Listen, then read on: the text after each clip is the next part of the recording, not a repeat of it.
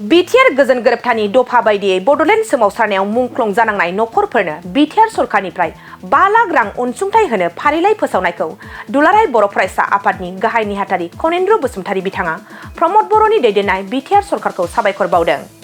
बे समाव नोंथांमोना मिथिनांगौदि प्रमद बर' बिथांनि दैदेननाय Btr सरकारा खोलोब खोलोब खालामनानै बड'लेण्ड सोमावसारनायाव मुंख्लं जानांनाय दुखुथिया नखरफोरनो Btr गोजोन गोरोबथानि 8.4 दफा बायदियै 5 लाख राङै अनसुंथाइ होबोगासिनो दङ।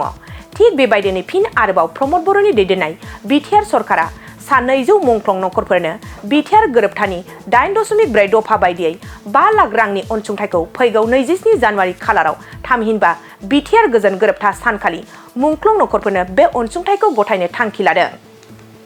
आरो Btr सरकारनि बेबायदि Btr गोजोन गोरोबथानि दफा बायदि खामानि मावलांबाय थानायखौ लानानै दुलाराय बर' फरायसा आफादनि गाहाय नेहाथारि कनेन्द्र बसुमतारी बिथाङा Btr सरकारनिसिम साबायखर बावो। बेजोंनो लोगोसे एबसुनि गाहाय नेहाथारि बिथाङा Btr सरकारखौ खावलायबावोदि जाखिनि आद्रा थानाय Btr गोरोबथानि दफा दंबावो बेफोर दफाफोरखौ थाबैनो मावफुंनांगौ होननानै। दानिया फैदो Btr सरकारा मुंख्लं जानाय नखरफोरनि 5 लाख रांनि अनसुंथाइ फोसावनायखौ लानानै मा फोरमायखो आबुं मिथिना लानि फै।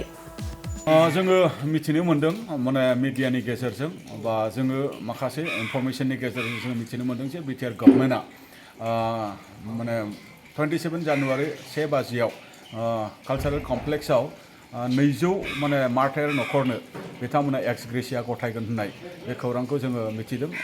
जोङो थारैनो बे हाबाफारिखौ मावफुंनो सिगांदों Btr सरकारा। बेनि थाखाय सिगनेटारि अर्गेनाइजेशननि जानानै आङो मानव गेदेर मुस्रि प्रमद बर' बिथांजों लोगोसे बिथांनि दैदेननाय जे सरकार बिथांमोननिसिम रोजा रोजा साबायखर बावदों। आरो बेजोंनो लोगोसे माने खावलायबावनानै दोननो लुबैदों जे आद्रा थाबावनाय जेसेबां माने मुंख्लं नखरफोर बिथांमोननोबो थाबैनो फेस वाइसनि गेजेरजोंब्लाबो ना खनसेनो हायो बिथांमोननोबो एक्स ग्रेसिया जे मोनहोनांगौनि बेबस्था बेखौ जेन माने खालामो।